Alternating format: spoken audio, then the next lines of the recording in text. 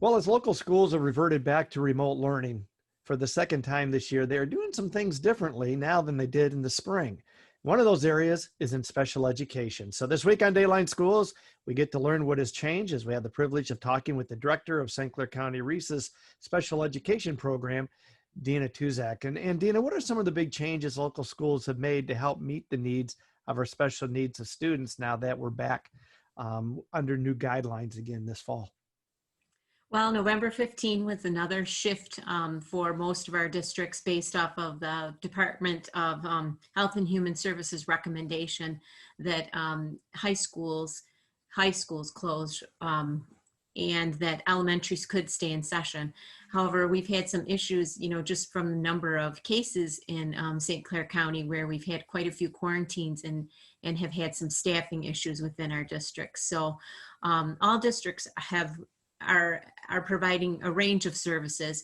Most of them have moved to remote at this time, so they are providing remote instruction to their staff or to the students.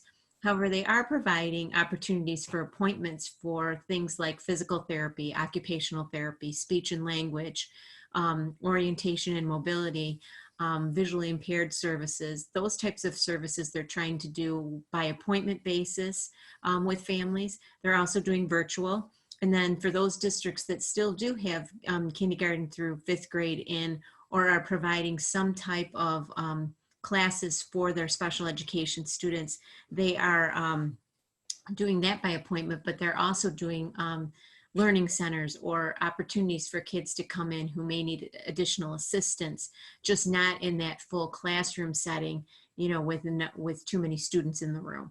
So they are trying to provide those services for our kids who are in need or who need additional assistance, not only special ed, but also English language learner students, and then students who might have a 504 plan. And being able to provide those services face to face, that's different than what we did in the spring, isn't it? Definitely. In the spring, we were still under the order that there was no face-to-face services. So as long as that was in place, under the governor's executive order, districts were not able to do that. But now that there is a little bit of flexibility, some of the reason why some of them are not holding face-to-face is just basically due to some staffing issues. We have a couple districts that are trying to do the K through 5. And I know on December 8th, when the health department will meet again, there'll be some decisions made on whether this is potentially extended or whether or not they'll be able to allow students to return to the buildings. Great. We'll be back with more tomorrow for Dateline Schools. I'm Terry Harrington.